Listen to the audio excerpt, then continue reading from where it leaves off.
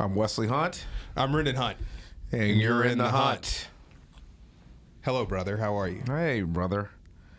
Doing well, brother. Good. Makes one of us. I do it okay. Yeah. Yeah. It's one of those days. Those days. Yeah. Those days. Yeah. Look at what Jocko was talking about. Jocko. When you have these hard days, you got to figure out how to fight through it. That's right. And it's always interesting having these conversations because you realize that even when things are going well, you're not immune to the other side of it. Oh, yeah, dude. And I am in a funk. It's the duality of life, right? Which is exactly it's the duality of life. What we're going to talk about today. Yeah. There's so many different things that we say. There's two sides to every coin, the duality of man. There's so many different ways that we put it. But good friend of mine, Mike Rose, says it's two sides to every pancake. No matter how thin the pancake, or no matter how fluffy the pancake, there's always two sides to the pancake. It still has two sides. Yeah.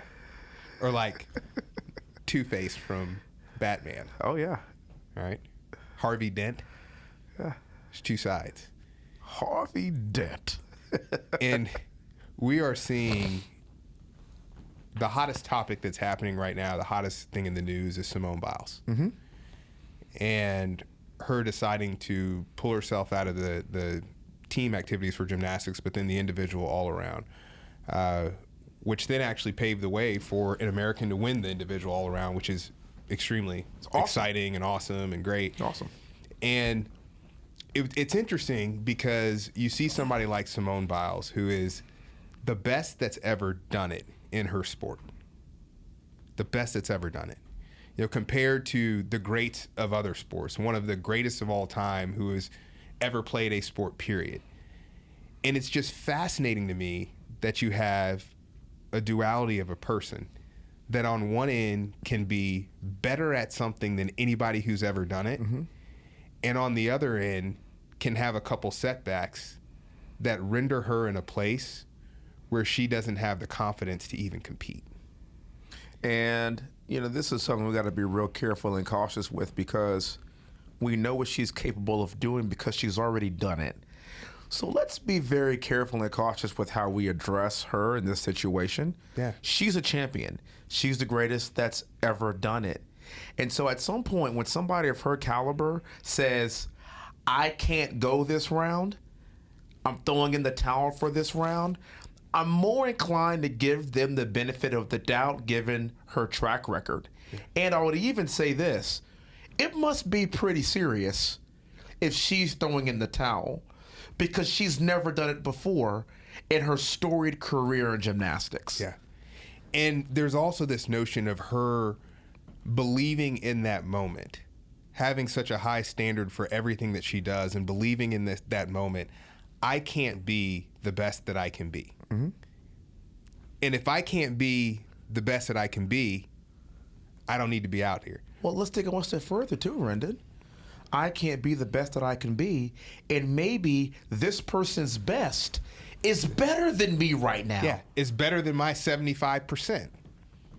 And apparently, that's exactly what we got. Yeah. And Simone Biles was there cheering her team on as well. So that's where I gained a lot of respect for her. In that whole thing, it wasn't one of these things because you see this frequently in sports where people almost cop out, mm-hmm. and then they're not good teammates and they're not willing to uplift mm-hmm. and support the next generation of talent or the next people behind them. She didn't do that at all. She supported her team. She was there. She was the first one congratulating people when things were going well. And I have a lot of respect for that, but she really just shows that duality of a person where on one end you can be the best at what you do better than anybody else, and mm-hmm. on the other end you can just lack the confidence to go out.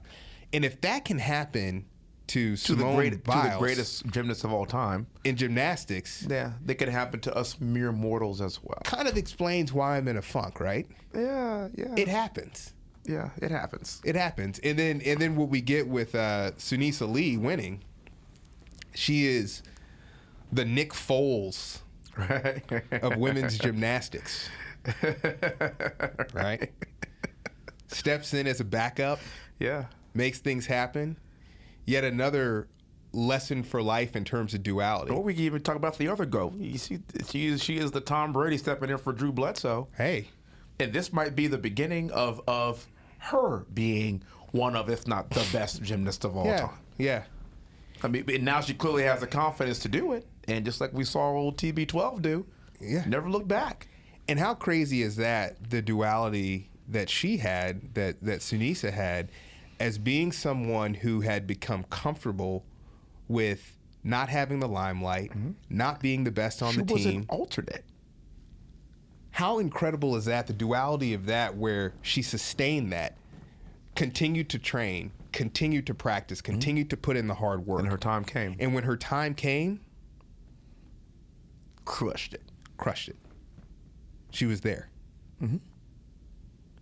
Reminds me of a quote from a fantastic leader and president. I will study and prepare, and perhaps one day my chance will come. My chance will come. Abraham Lincoln. Now, if he lost, go ahead. Yeah, go ahead. If you live in California right now, more specifically San Francisco, and can't wait to live there someday. And you're a member of the not. That's a not joke. Borat is not joke. I will not live in San Francisco. I will live in San Francisco. Not. I will not live in San Francisco. So, I don't know how many people have been following this story. I thought it was fascinating. So, a lot of people have been following the story of the recall election for Gavin Newsom, the governor of California. But there was another story that was tracking along the same lines of this past week. That was a story of 3 school board members who are up for a recall election as well. And the interesting piece of it is these school board members have voted on a number of different things. They're trying to change a lot within the school system, but they're being recalled because people are upset that they haven't really gotten anything done. They were one of the last school systems in the country to actually open up because of COVID.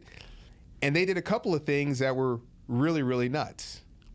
They tried to change the names of 2 schools in the district. What were the names of the schools?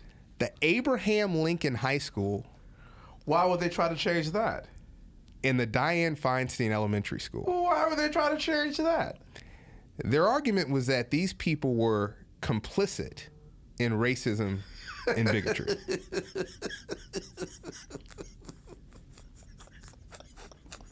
So, on one end, and let's go back to this. These people have absolutely lost their minds. So let's go back to the idea of duality.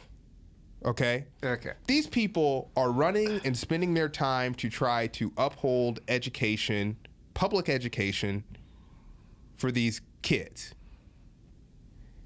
Then they're going to spend their time trying to change names and rewrite a narrative. For what? Yeah. All this time, they could be thinking about better novel solutions on how to make their school system better. Yeah. And they've decided to partake in this fool's errand. Especially when it's Abraham Lincoln. It's Abraham Lincoln. You got to be kidding. You're going for there has to be going off the top rope. There has to be a consensus at some point. Like there's certain people that you just can't talk about. If we're talking about racism, like, hey, this if you say it's sort of like off limits. If you say president racist, Abraham Lincoln has to be like literally the bottom of that list. Dead last. He would just have to be bottom of the list, right? As in, like the least racist president we've ever outside had. of Barack Obama, right? You know, I mean, talking Abraham Lincoln. We here. are talking about Abraham Lincoln. I can carte blanche say this, and this is, I know this is a controversial thing to say. I would say more broadly, Abraham Lincoln did more for the black community than Barack Obama. 100%, though. I don't think that's I mean, like, no, that's not a. We're talking Abe Lincoln here. I mean, he did more for America. Yeah, that's not even close. Yeah. What he endured and what he had to do. when in a country divided, watching hundreds of thousands of our countrymen slaughter each other in the name of freeing black people. There's not much more. Yeah. There's not much more you can do than that.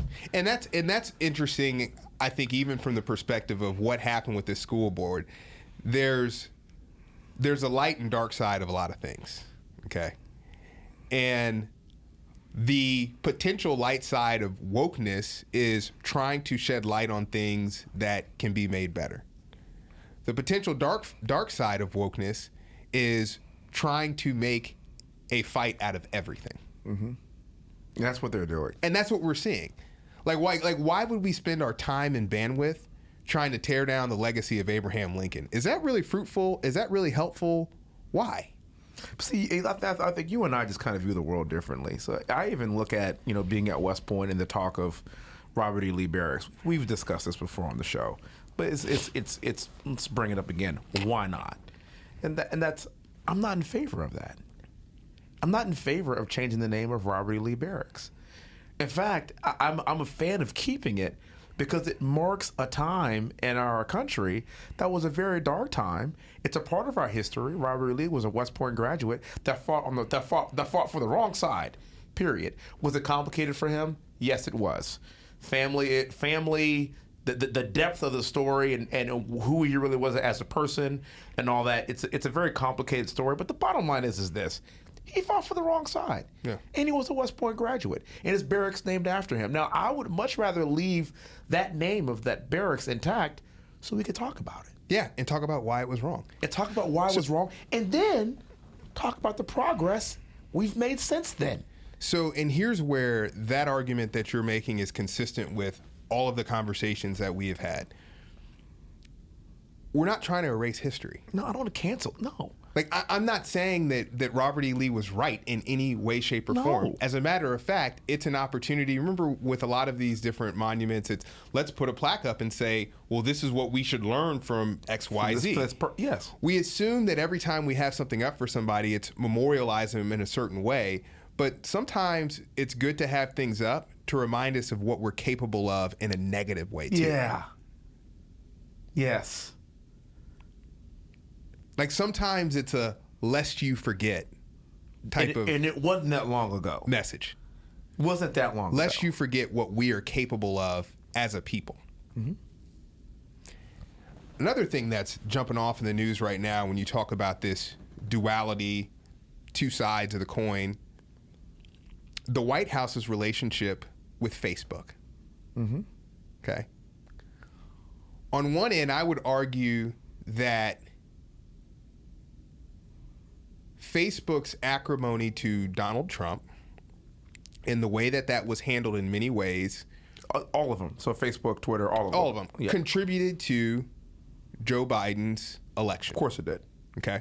Of course it did. That's a fact. So that's on one side of this coin, mm-hmm. right? Where you have companies that are taking a clear stance that they think that one candidate is more appropriate than the other. Yes. And which is wrong. And backing and really backing those mm-hmm. candidates in a clandestine way. Mm-hmm. And this goes from ad revenue and from what they allow you to see and all these types of things. What you're allowed to post, what you're allowed to share, how they monitor accounts. Yes. Yes. This is a fact, by the way. Yeah. This isn't like the tinfoil hat stuff. This is a fact. Yeah.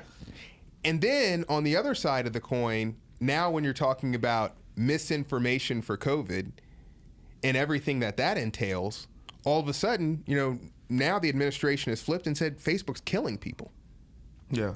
With this misinformation. So on one end, it's okay if you provide misinformation for the purposes of perhaps winning an election. But if you don't do exactly what I say. But if you don't do it the way that I tell you to do it. Yes.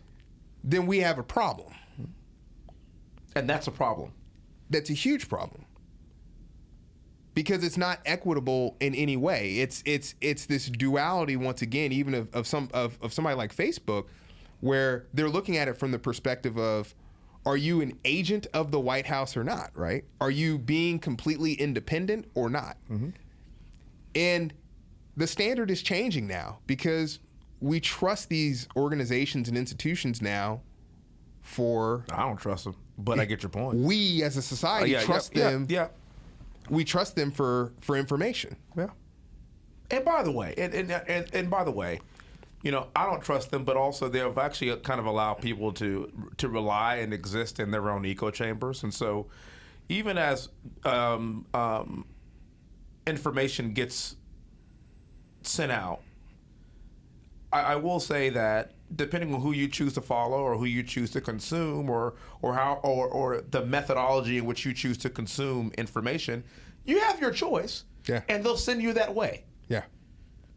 Right. I've noticed that. Right. There are certain algorithms that direct me in the direction of really people that I would tend to like and follow and agree with, generally speaking, even though I come from a conservative side. Yeah. My biggest issue that I see with this whole thing that's completely indisputable is exactly what you said.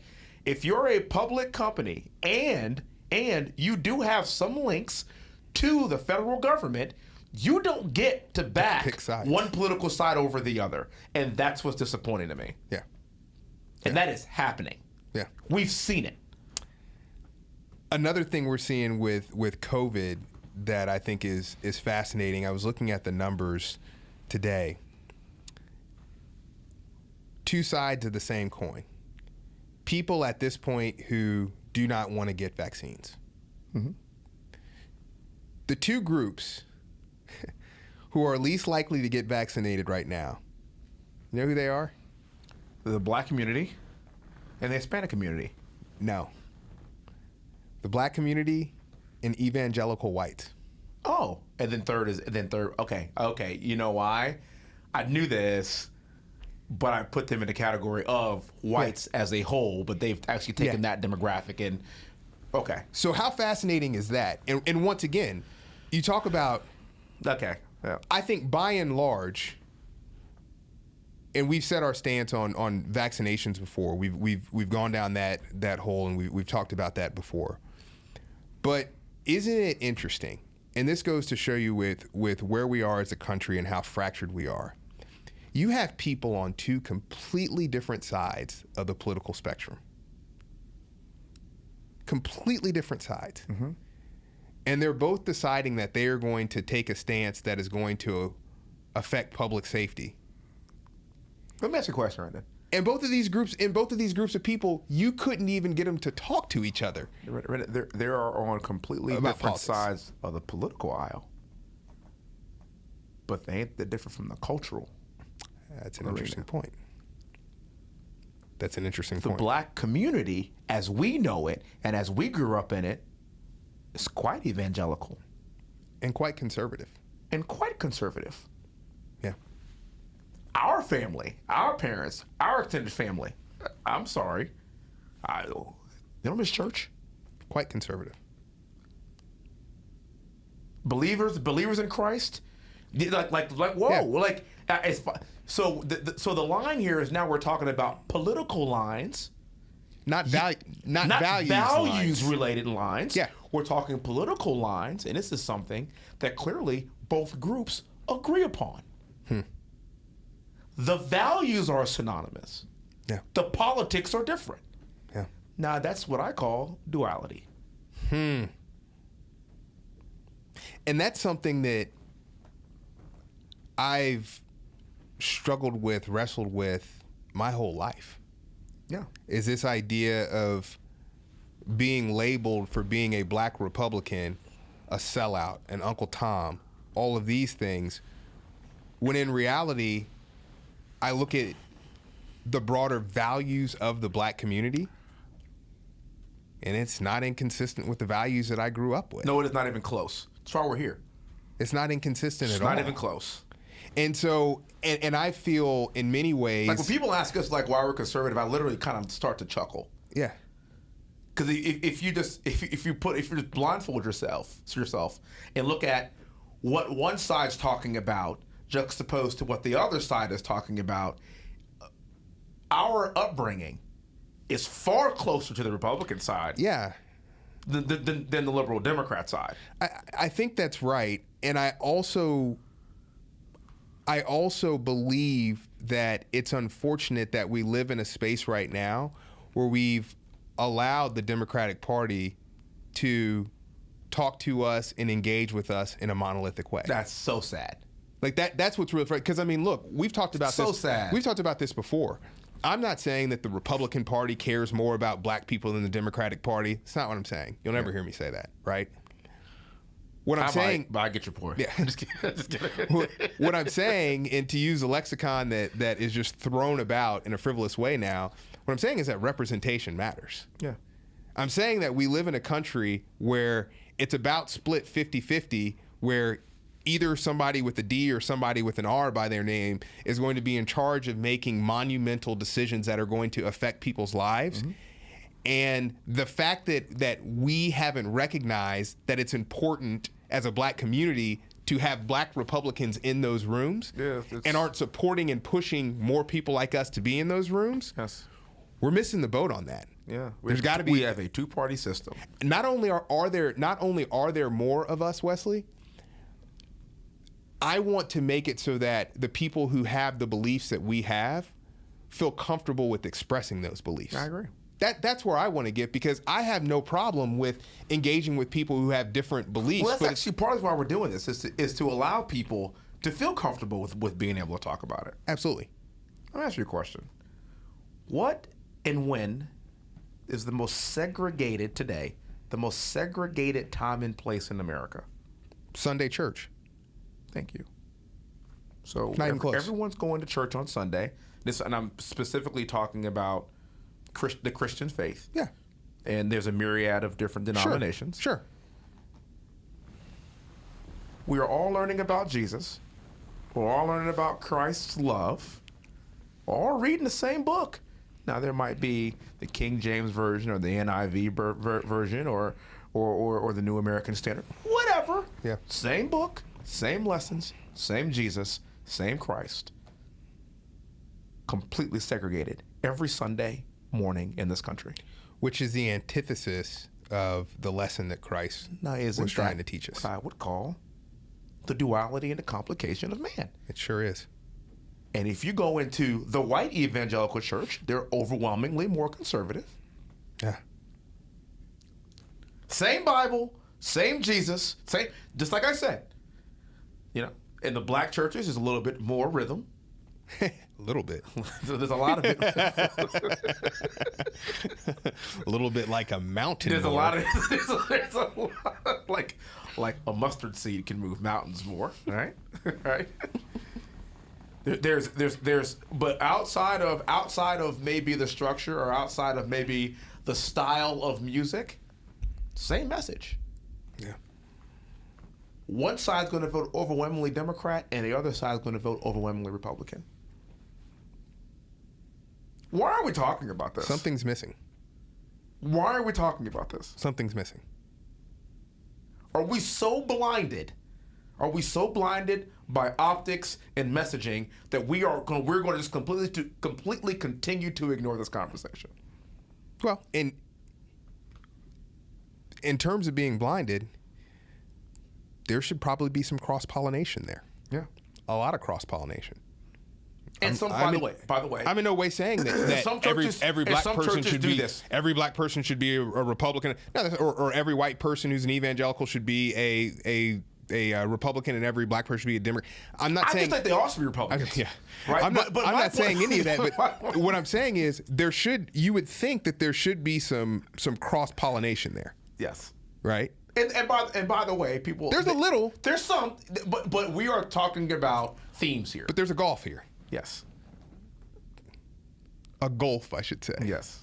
With a U, not a O. There is. Yeah. And those are two sides of the same coin, and we're seeing it with COVID. Look, we're seeing it with the mask argument. We've talked about this a lot. Skepticism from President Biden, Vice President Harris, about the vaccine. Mm-hmm. Months ago, they were leading the skepticism about the vaccine. They were the Pied Pipers of diminishing the quality and the effectiveness of the vaccine. They were the ones. And the other side for political expediency. Yes. And Governor Cuomo. And Governor Cuomo. Yes. And the other side of that coin that we're seeing now is, okay, this is helpful. We need to put out this message. We're going to do an about face. Two sides of the same coin, man. And this is why people always ask, well, why is it that politicians don't have people's trust, and what is it about? That's why. It's because it's clear when people are doing things because it's politically expedient and not in the best interest of the people and in public health. So now Joe Biden is trying to force people to get the vaccine. The group that overwhelmingly votes Democrat, which is the black community, says no. But that's the same community that voted that guy in office. What? Duality. Like, think about that. Duality. Think about that. And to that idea of consistency, and I noticed this, and these numbers won't be spot on, but they're in the right range. I believe it was 25% of white evangelicals were opposed to the vaccine. 22% of white evangelicals were opposed to all the other vaccines too. Polio, everything else. They're just anti-vaxxers. They are opposed to vaccines, period. And the interesting thing that I find, I would love to see the data on this. There's this really profound intellectual consistency argument here, where if we are opposed to vaccines and we are opposed to vaccines, period. But I just struggle so mightily. Vaccines have done so much for our world, our society. Like, can you imagine if measles or mumps or smallpox, can you imagine if we didn't vaccinate for all these things? And we're acting like any type of mandate for a vaccine is arcane, like we don't do that, we've never seen this. We saw this with science from when Marty McFly was wearing a bubble jacket, man. Yeah. Anybody home? McFly. And we've come a long way from there. Mm-hmm. And I think that there's a robust opportunity here to embrace that and embrace how far we've come. Yeah, but they messed it up, Brennan, because they're making it political. And they made it political. Why? In order to win the last election. So you have Kamala Harris and you have Joe Biden going on saying, would you take the vaccine? I wouldn't. Kamala Harris point blank says, if Trump's giving it, then I ain't taking it. Point blank. Yeah. So when you start from there, you just forgot about science. Yeah. You forgot about the past. You forgot about past vaccinations, how they've helped our world out. That what you should have been saying was, I don't care what administration comes out with the vaccine. If it's scientifically good to go, then we should be in the business of taking it. And if you'd have had that message then and been consistent with it, you wouldn't have this problem. And the thing that's so completely irresponsible about that, Wesley, is that was during the campaign season when more eyes were on public figures than they are at any other time in the year. And it wasn't about science, right? And it wasn't about it, and it never was. And that irresponsible behavior and now you're paying for it. Led to a lot of what we're seeing now. And now you're paying for it. And it's also telling the truth about vaccines too. Now we have a Delta variant, a Lambda variant. We're going to continue to have variants like we have in the flu, like we have with the flu season. But see, vaccinations don't prevent you from getting a virus. It helps. It helps in preventing the spread of the virus. Most importantly, if you do get exposed to it and you do get sick, you get less sick than if you would not have had the vaccination. Tell the truth about how vaccines work. So when you come out and then you say, look, we want everybody to be able to barbecue by 4th of July, as if here in Texas, we start barbecuing or whatever. But so you can have a barbecue in July. If you get vaccinated, you don't have to wear a mask. As if the vaccine was a panacea for everything. You get vaccinated, then that means you don't have to worry about anything. That's not how vaccines work. No vaccine works like that. So that's a lie. Yeah. And then you fast forward a few months later, and then now Well, now we have a Delta variant. No. If you get exposed to any other variant of that virus and you're vaccinated, you don't have the same reaction as if you weren't vaccinated. So tell the truth about this. Yeah. But they're constantly flip-flopping and lying. You have Kamala Harris saying this. If you've been vaccinated, you don't have to wear a mask. And she is someone who has been vaccinated and giving that message while wearing a mask. No, that's. Are you kidding me? Yeah. Are you kidding me? Yeah. And then we have our freedom fighting Frederick Douglass 51. Who I think many of them were vaccinated. Yeah. And instead of saying this, yes, we tested positive, but we were either asymptomatic and we didn't get sick because we were vaccinated. Oh, no, but they can't do that, though. You know why? It's not politically expedient to do that and tell the truth about it. So what do? You kind of fade in the darkness and don't say anything about it and come back to Texas at some point with your tail tucked between your legs because you took COVID to D.C. and you had an opportunity to talk about how vaccines actually work. Let's take it one step further. What if you were on that plane maskless taking COVID to D.C. and you weren't vaccinated and you were a Democrat? It's not a good look. Yikes. Yeah. It's not a good look. This is what we're dealing with. Yeah. So when anybody that tells me that we're trying to spread misinformation, you and I are both vaccinated because I distill all this out, and I'm like, yeah, it's a vaccine and it works. And by the way, you and I have been pumped up with anthrax vaccine and everything else from being in the military. So I'm like, I mean, hell, if I can survive anthrax.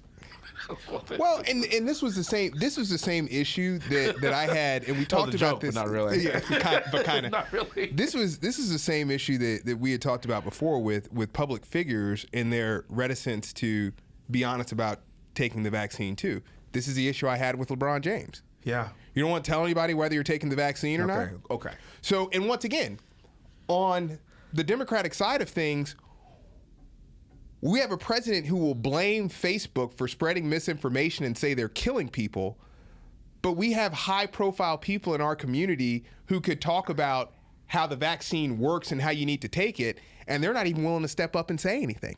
We're not calling them out. Because they didn't take the vaccine. They didn't get it. And they don't want to tell anybody. Maybe.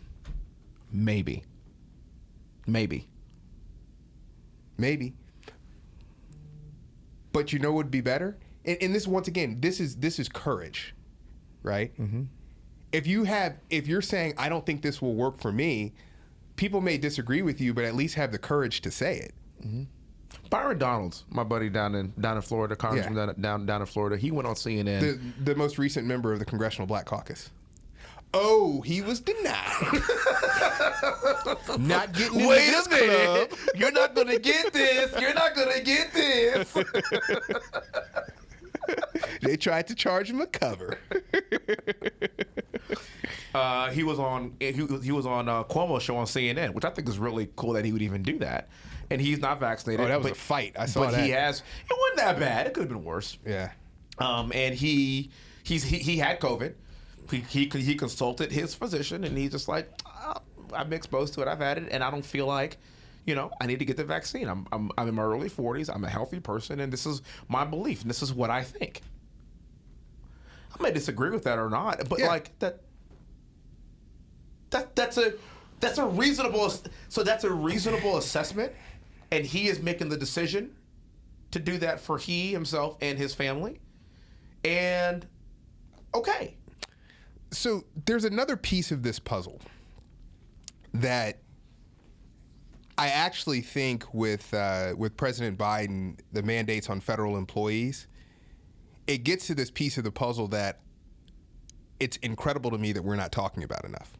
So the mandate for federal employees, it's not that you have to get the vaccination. It's either you get the vaccination or you have to enter a testing protocol, for lack of a better term. That's what you would call it in professional athletics, a testing protocol. Right. And I saw that, and for some reason we're glossing over that piece of things, and you'll see the headlines in the news that says all federal employees need a vaccination, but they don't even really touch on this testing thing. The key to a lot of this is testing.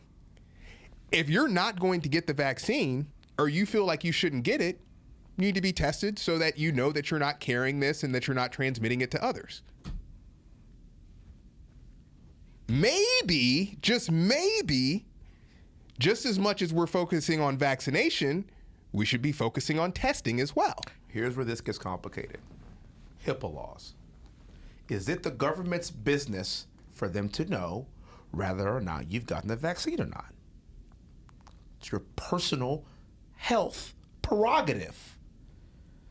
How far do we allow the government to infringe upon our rights? See, part of this whole idea is the government has to know whether or not you chose to get the vaccine or not. What if I don't want them to know it? Yeah. What if you don't want the government to know if you did or didn't? What if you just don't want the government to know your personal health business? It's your right. Sticky wicket. It's the duality of it. As sticky wicket, as they would say in the UK, which, oh, by the way, as of Monday, is open for the United States to travel. Yeah, I wonder why. So all of our listeners from the UK, whom we love dearly, I might be coming and seeing you.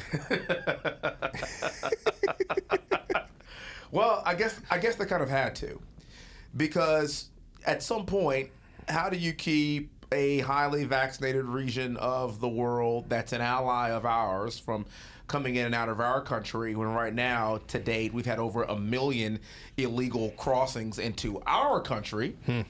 1 million. Yeah. And by the way, apparently between 20 and 25% of them are testing positive for COVID. Interesting. How do you keep our friends, the Brits from across the pond, how do you keep our dear friends out of here if we aren't even enforcing our laws at the border? Which becomes really, really interesting. You touched on a topic I wanted to touch on a little bit. So it just goes to show you, heavy is the head that wears a crown. Mm-hmm. Because now we're in a position where at the border, we are turning back people who are seeking humanitarian relief. Oh. Yeah. It looked really cruel when the last administration did exactly the same thing. Okay. But now that you have a number of people coming in, and you want more control of who's coming in and out, come on, and we're in the midst of a global pandemic. Now we are denying people humanitarian relief. Yeah. Which is only in the end going to mean that more people are claiming political asylum. Yeah. Which we will deny more of those people who are claiming political asylum as well. And so we've lifted what that Article 42 that allows us to provide people humanitarian relief. Mm-hmm. And then what the administration is also doing right now, and once again, you talk about the duality of this, what the administration is also doing now is they're having expedited extradition of people. Oh. So they're expediting, hey, if this person's here and they're here illegally, we got to get them out as quickly as possible. Oh. Quicker than it was done in the last administration. Okay, so. But why is all this, huh? Where are the cries, though, for xenophobia right now? Where is the xenophobia accusations right now? Consistency, Where's the man. hatred against brown people conversation right now? Crickets. Nothing. Crickets. Nothing. And this is really what bothers me about our media right now. This argument. I don't care which side you jump on. Be consistent. Jump on both of them. Yeah. I don't care what side you give leniency on. Then give leniency on both of them. But don't go all in on one and then crickets on the other side. Yeah. We're sitting here watching this right now, dude. This is not even a political argument. This is not a political argument. No. If we're in the middle of a global pandemic with now we have the Delta variant and Lambda variant and this, okay. We just let 1 million people, which is the equivalent to over 2 congressional districts, just come into our country with COVID. That's a public safety issue. Huge. This is not a racist issue. Huge. This is a public safety issue. Yeah. Crickets. Nothing. What we didn't talk about, and I wanted to talk about it last week, is Nord Stream 2, the Russian gas pipeline. Yeah, this administration is really just not. It's just not. I'm sorry. It's a lot. Yeah. So it's just a lot for me. And like we aren't perfect. You know, me caveating. I've actually done a really good job on wiping that out of my way of speaking. Sure. You know, my lexicon, if you will. Yeah. But like this is getting the inconsistencies in policy is nauseating. Yeah. And Nord Stream 2 is one of those things, particularly being in Houston, in the energy corridor, and the energy capital of the world, and to watch this happen and the hypocrisy of it all is scary. This is why America First resonated with so many people. Yeah. This is why it resonated. Because for Nord Stream 2, you're essentially talking about a natural gas pipeline that goes from Russia to Germany. Okay. We have shut down pipelines that would benefit the United States. And let's dig a little bit deeper on that. We shut down these pipelines for various reasons. I think they're all bad. I don't want to get to those details, but we shut these pipelines down. But guess what? The natural gas is still going to get from point A to B anyway. It's just going to be on ships. It's going to be on trucks. So we're going to increase our carbon footprint by shutting down that pipeline and making it more difficult to transport the goods from A to B. Yes. So if you're going to be the party and be the administration of reducing the carbon footprint, by shutting down the pipeline, you're doing what's absolutely antithetical to what your theme is as a party and as an administration. And we do that to ourselves, but then overseas we promote others. And Joe Biden then was on record as saying, I still don't support this. Well, then lead. Don't let it happen. Don't let it happen. Lead. Your administration shouldn't support it. So literally what we're doing from an energy dependent standpoint is now we're making different parts of Europe more beholden from an energy perspective to Russia. That's insane. Why are we doing that? Why are we doing that? Oh, and meanwhile, back at the ranch, China is bolstering their nuclear arsenal as well. This is why. And we're getting back into the Iran nuclear deal. That's crazy. So here's the problem too. Just because Trump did it, or just because the previous administration did it that had a D or an R in front of it, that doesn't make it a bad idea. Yeah. You don't have to go in there and do the opposite just because you don't like the administration. There's some good things there. Yeah. This is one of them. Don't throw the baby out with the bathwater. Don't. And we're seeing, once again, on the border, you're seeing the same thing. It's okay, so some of these things that were going on, we're just going to, in a clandestine way, just bring that stuff back. Okay. It's not how this works. No. It's not how this works. No. There has got to be some consistency in leadership. Yes. Some. Yes. And a lot of this duality comes in the wrong motives, right? Of course it is. Oftentimes that's where duality comes and rears its ugly head, is in the wrong motives. Yep. Because either your motives are to make this country better and continue to engage in policies that do that, or there's a deeper motive of power, right? And that's a problem, and it manifests itself in a number of different places and a number of different parties and all these stuff. It's a bad thing all around, but it's something to certainly be aware of, because you brought up something very interesting as we talked about Robert E. Lee and others. It's important to understand what we're capable of, good and bad. Good and bad. And by the way, we're capable of a lot of good. Yeah. Look at World War II. My God. Yeah. It's what created this country. Yeah. From an industrial standpoint, what we did on the heels of the Great Depression. Yeah. Oh my God, this is remarkable. This is remarkable. Yeah. That's great. You know what else we're doing? You know what else we're capable of doing? 400 years of slavery. Yeah. Horrible. Yeah. And it wasn't that long ago. No. Shouldn't forget that. It wasn't that long ago. You know what else I've been tracking quite a bit on a much lighter note? Aaron Rodgers. Yeah, he kind of messed up a little bit, didn't he? I'm not sure. So, I mean, we'll see. I mean, if you do all that, man, you can't come back, dog, to that team, man. you think so? You got to do a TB12, bro. You got to just leave? If you don't do look, if you're gonna do all that, you're gonna say you want to draft this person, and you don't consult me, and you don't have any respect for me. You should leave. You gotta go, dog.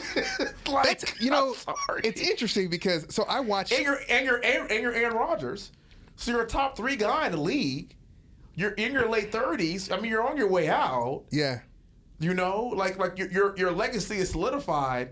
But you can't do all that, man, and come back. So I watched his press conference, and I watched it too. It was fascinating because it's very rare first of all, it's very rare to have an Aaron Rodgers.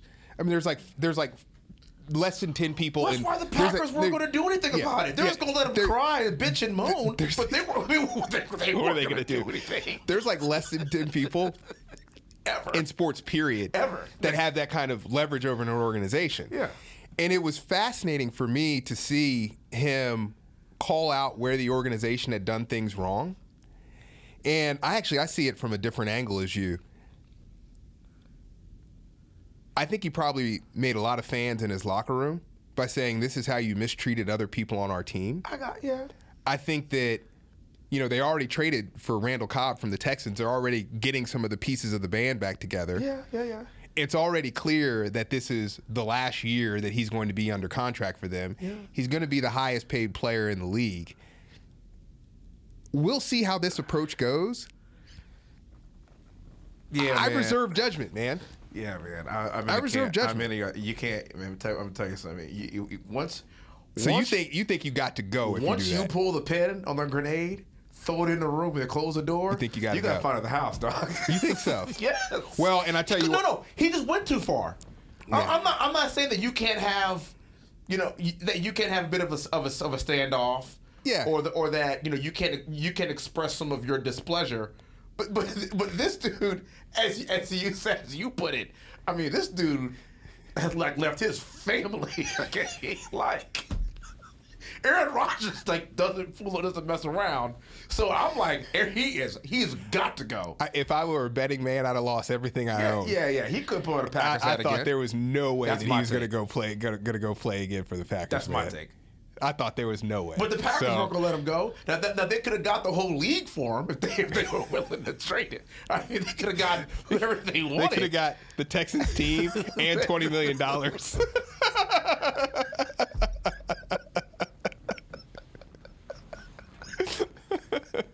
Seriously. Oh, man. And one other thing, I know we're running short on time.